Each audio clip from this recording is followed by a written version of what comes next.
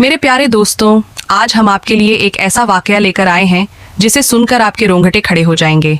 यह एक ऐसी कहानी है जो आपके दिल को झकझोर कर रख देगी। एक नाजुक सी लड़की भीगी बारिश में लरजती हुई अपनी कपकपाती सांसों के साथ एक बूढ़े फकीर की झोंपड़ी तक जा पहुंचती है। और फिर जो कुछ उस अक्लमंद और सयाने फकीर ने उस घबराई हुई लड़की से कहा और किया, वह सुनकर आप हैरानी में डूब जाएंगे। यह जंगल कोई आम जगह नहीं था। यह एक ऐसा वीरान और खौफनाक जंगल था जहां रात के सन्नाटे में इंसान तो क्या, जानवर भी कदम रखने से डरते थे। उसी सुनसान जंगल में करीब 60 बरस का एक बूढ़ा फकीर रहता था, जिसे लोग दूर दूर तक बाबा रहमत के नाम से जानते थे। उसकी कमजोर मगर बुलंद कामत शख्सियत और तेज आंखों की रोशनी में आज भी एक खास रौब बाकी था। बरसों से वह इस वीराने में अपनी झोंपड़ी बनाकर तन्हाई काट रहा था। एक रात का जिक्र है जब आधी रात का वक्त था। जंगल की हवा डरी हुई सी शोर मचा रही थी। बादल गुस्से से गरज रहे थे, बिजली आसमान को चीर रही थी और बारिश ने हर दरख्त को हिलाकर रख दिया था। बाबा रहमत हसबे मामूल अपनी झोंपड़ी में बैठे, कभी सोचों में गुम और कभी धीमी आवाज में गुनगुना रहे थे। अचानक दरवाजे पर एक दस्तक ने सब कुछ बदल दिया। एक बार नहीं, बार बार खटखटाने की आवाज, जैसे कोई जान बचाकर पनाह लेने आया हो। बाबा रहमत चौंक गए कि इस वीराने में आधी रात को कौन आ सकता है। वह तेजी से उठे और दरवाजा खोल दिया। सामने का मंजर देखकर उनकी आंखें लम्हा भर के लिए जमसी गईं। सामने एक निहायत हसीन मगर सहमी हुई लड़की खड़ी थी। बारिश ने उसके कपड़ों को भिगा दिया था और वह कांप रही थी। उसकी आंखों में ऐसा खौफ था जैसे कोई बड़ी मुसीबत उसके पीछे हो। बाबा रहमत ने गहरी सांस लेकर नरम लहजे में कहा, बेटी, तू कौन है और ऐसी रात के वक्त इस जंगल में अकेली कैसे आ गई? बाहर तो आंधी है, अंधेरा है और बारिश जोरों पर है। तू कहाँ से आई है और किसके भरोसे पर निकली हो?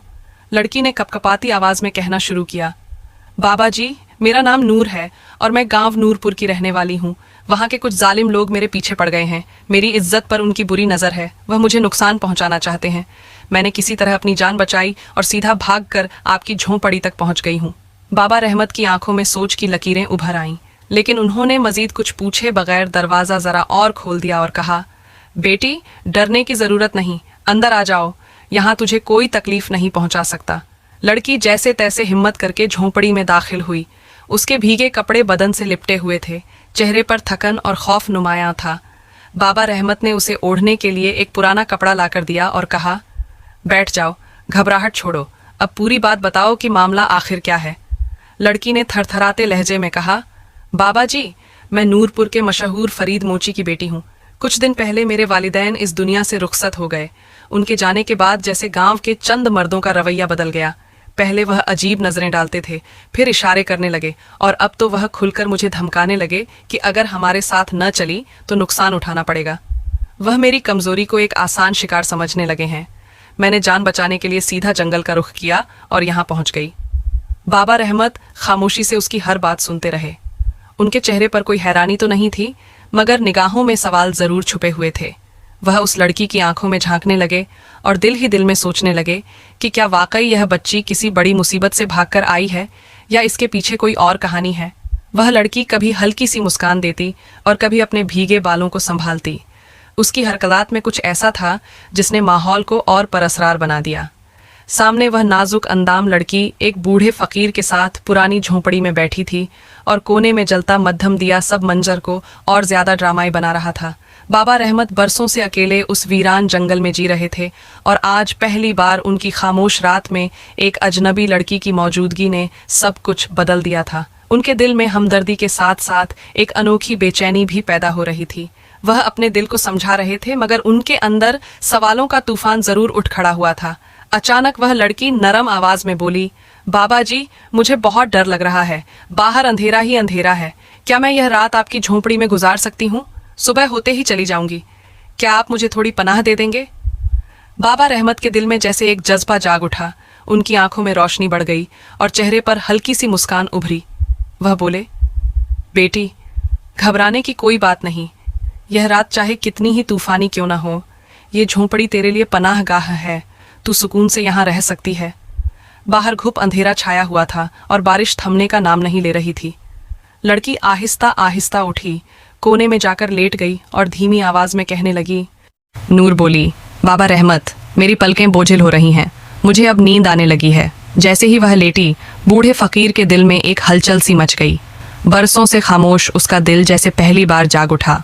धड़कनें बेकाबू हो गईं और नजरें नूर पर टिक गईं, जो सुकून से आंखें बंद किए लेटी थीं। उस रात वह बूढ़ा फकीर कोई फकीर न रहा, बल्कि एक इंसान बन गया।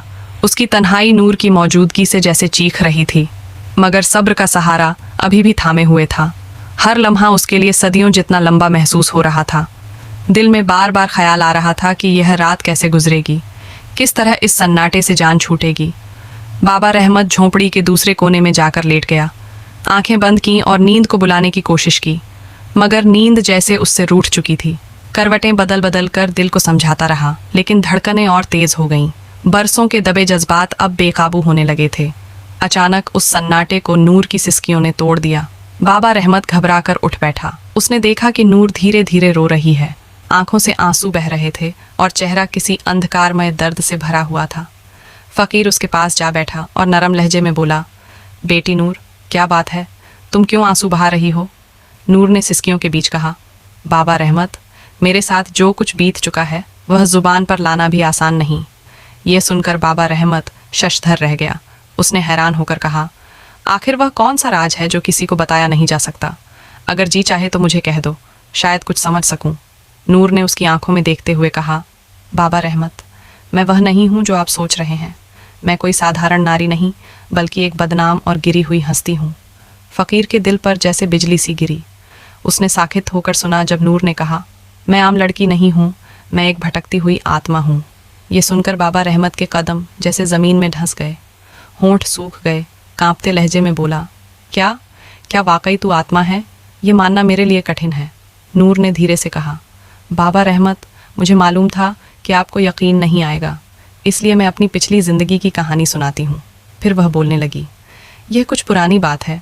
हमारे गांव विष्णुपुर के तालाब के किनारे बरगद का एक पुराना पेड़ है। हम लड़कियां वहां घड़े भरती थीं और नहाने भी जाती थीं। एक दिन जब सब लौट गईं तो मैंने उस पेड़ पर एक अजीब व गरीब हसीन जवान देखा। वह मुझे पाना चाहता था, यानी मुझसे विवाह करना चाहता था। मैंने अपने बड़ों से सुना था कि उस पेड़ पर साया रहता है। मैं तुरंत समझ गई कि यही वह साया है। उसके बाद उसका जिक्र भी मेरे लिए नापसंदीदा था, मगर वह बाज न आया।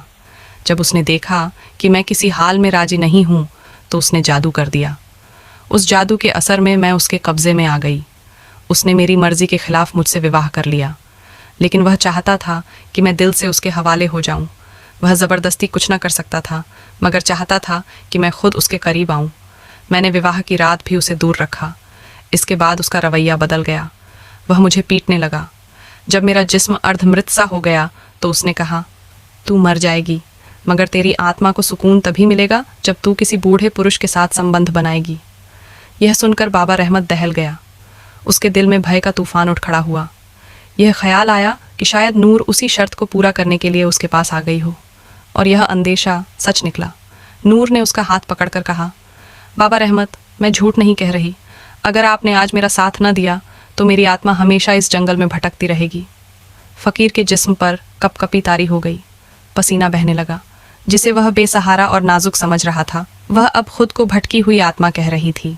वह सहमा हुआ उसकी तरफ देखने लगा, मगर नूर की दिलकशी अब भी किसी अप्सरा से कम न थी। नूर ने आहिस्ता से कहा, बाबा रहमत, सिर्फ एक रात की बात है। अगर आप मेरा साथ दे दें तो मेरी रूह आज़ाद हो जाएगी और आपकी रात भी खुशनुमा बन जाएगी। फ़कीर के दिल की धड़कन तेज़ हो गई। बदन पसीने में भीग गया, लेकिन उसके कुछ कहने से पहले नूर उसके करीब आकर उसकी सांसों में घुलने लगी। अचानक झोंपड़ी के बाहर एक खौफनाक आवाज़ गूंजी। बाबा रहमत घबराकर बाहर भागा तो देखा कि एक ऊंचे दरख्त पर एक डरावना जिन बैठा है। जैसे ही उसकी निगाह उस पर पड़ी, जिन इंसान की शक्ल में उसकी तरफ बढ़ने लगा। फ़कीर ने पलटकर नूर को देखा और पूछा, ए नूर, तू आखिर है कौन? मगर नूर ने कोई जवाब न दिया। उसका चेहरा बिल्कुल सन्नाटे में डूबा हुआ था, जैसे किसी और दुनिया में खो गई हो। अब वह जिन करीब आ गया। उसकी आंखें दहकते अंगारों की तरह थीं। बाबा रहमत ने कांपते होंठों से कहा, तू कौन है? जिन गरज कर बोला, मैं वही हूँ जिसने नूर को तेरे पास भेजा है। यह सुनकर फ़कीर को सब समझ आ गया। यह सब एक जाल था। वह जिन नूर को अपनी क़ैद में रखकर उसके जरिए बाबा रहमत को बहका रहा था। फ़कीर ने गुस्से से कहा, तेरा यह काला जादू मुझ पर कारगर नहीं होगा। क्या समझा था तू एक हसीन लड़की भेजकर मुझे गुमराह कर देगा। जिन हंसकर बोला, भटक तो तू पहले ही गया था। अगर यह नूर अपने आप को आत्मा न कहती तो तू कब का अपने जज्बात में बह चुका होता। फ़कीर ने नदमत से नूर की तरफ देखा। वह सर झुकाए बैठी थी। उसकी आंखों में शर्मिंदगी के आंसू तैर रहे थे। वह सोच रही थी कि उससे कितना बड़ा गुनाह करने वाली थी। जिन ने दहाड़ कर कहा, अब तू मेरे जाल में आ ही गया है बूढ़े फ़कीर। बूढ़े फ़कीर ने आंखें मूंद लीं और दिल ही दिल में सोचा, मैं आखिर इस मुसीबत से छुटकारा कैसे पाऊं। फिर उसने आंखें खोलीं और नूर की तरफ देखकर बोला, अपने दिल पर हाथ रख और सोच, तू ये क्या करने जा रही थी। मैंने उम्र भर किसी औरत के साथ कोई गलती नहीं की, फिर तू क्यों चाहती थी कि मेरी बरसों की मेहनत जाया हो जाए जो मैंने नफ्स की बुराइयों से लड़कर संभाली है। ज़रा अपने अंदर झांक और समझ, तू आखिर क्यों यह सब करने लगी थी। फ़कीर यह बात कह ही रहा था कि इतने में जिन फिर दहाड़ उठा और बोला, ए बूढ़े फ़कीर, अब कुछ नहीं हो सकता। वक़्त हाथ से निकल गया है। जो मुकद्दर था वह अब होकर रहेगा। उसी लम्हे नूर ने लरजते हुए फ़कीर की तरफ देखा और कहा, बाबा रहमत, मुझे मालूम नहीं कि सच क्या है और झूठ क्या। मेरा तो बस इतना मानना है कि किसी तरह मेरी बेकरार रूह को सुकून मिल जाए। बूढ़े फ़कीर ने नरम लहजे में जवाब दिया, ए नूर, सुकून का रास्ता कभी आसान नहीं होता। अपने दिल की आग बुझाने के लिए तुझे खुद को पहचानना होगा। अपनी भटकी हुई रूह की जंग तुझे खुद ही लड़नी पड़ेगी। फिर उसने आंखें बंद करके धीरे से कहा, यह जद्दोजहद रूह की है। इसमें कोई और तेरा सहारा नहीं बन सकता। यह लड़ाई तुझे अकेले ही लड़नी है। फ़कीर की यह बात सुनकर नूर जैसे जाग उठी। उसने धीरे से आंखें बंद की और सरगोशी की, बाबा रहमत, शायद आप ठीक कह रहे हैं। अब यह जंग मुझे खुद ही लड़नी होगी। फिर उसने आंखें खोलते ही उस खौफनाक जिन की तरफ देखा और गरजदार आवाज में कहा, हाँ, मैं तैयार हूँ। नूर आगे बढ़ी। उसके चेहरे पर अब डर नहीं था, बल्कि हौसले और जुर्रत की रोशनी चमक रही थी। उसने हाथ बढ़ाकर उस होलनाक जिन को काबू करने की कोशिश की। जिन ने रोका, मगर तब तक बहुत देर हो चुकी थी। जैसे ही नूर का हाथ उसके हाथ से टकराया, आसमान पर एक जबरदस्त तूफान बरपा हो गया। हवा की शिद्दत इतनी बढ़ गई कि सारा जंगल लरजने लगा। जिन आसमान में चीखता हुआ उड़ने लगा। वह जान बचाने की तगो-दो करता रहा, मगर अब सब खत्म हो चुका था। नूर के वजूद में वह ताकत जाग उठी थी जो भटकी हुई रूह को रहाई दिलाने वाली थी। अब नूर किसी की मोहताज न रही थी। वह अपनी कव्वत से उस जिन का खात्मा करने निकली थी। जिन तड़प रहा था, चिल्ला रहा था, लेकिन नूर की आंखों में अब सिर्फ बदले की आग और सुकून का अज़्म दिखाई देता था। नूर ने अपनी पूरी ताकत लगाकर उस जिन को जकड़ लिया और एक आखिरी झटके से उसकी रूह को चीर डाला। उसी पल वह जिन फजा में भड़क कर राख हो गया। जब तूफान थमा और झोंपड़ी के अंदर की मध्यम रोशनी वापस आई तो नूर ने आंखें खोलीं। उसने देखा कि बूढ़ा फ़कीर उसके सामने खड़ा है। उसके चेहरे पर गुस्सा नहीं था, बल्कि सुकून भरी मुस्कुराहट थी। नूर ने शर्मिंदा होकर सर झुका लिया और कहा, बाबा रहमत, मुझसे बहुत बड़ी गलती होने वाली थी। आपने मुझे उस जिन के धोखे से बचा लिया। मैं दिल से आपकी ममनून हूँ। फ़कीर ने सादगी से मुस्कुराकर कहा, यह मेरा फ़र्ज़ था। भटके को रास्ता दिखाना ही असल खिदमत है। अब तू आज़ाद है, जहाँ चाहे जा सकती है। नूर झोंपड़ी से बाहर निकली। अब उसकी चाल में लरजाहट नहीं थी, बल्कि आज़ादी की ठंडी हवा थी। वह जंगल के उस रास्ते पर चल पड़ी जहाँ से कोई भटकी हुई रूह कभी वापस नहीं आती। दोस्तों, इस कहानी से हमें यह सबक मिलता है कि इंसान की असल लड़ाई दूसरों से नहीं, बल्कि अपने अंदर के खौफ और कमज़ोरियों से होती है। अगर हम अपने दिल पर काबू रखना सीख लें तो कोई भी शैतान, कोई भी जाल हमें बहका नहीं सकता। याद रखें, बुराई चाहे कितनी ही हसीन रूप में क्यों ना आए, उसका अंजाम हमेशा बर्बादी होता है। लेकिन अगर दिल मजबूत हो तो सबसे अंधेरा रास्ता भी रोशनी में बदल जाता है। अगर आपको यह कहानी पसंद आई है तो वीडियो को लाइक करें, अपने दोस्तों के साथ शेयर करें और मज़ीद डरावनी और सब कामोज़ कहानियाँ सुनने के लिए हमारे चैनल को सब्सक्राइब करना न भूलें।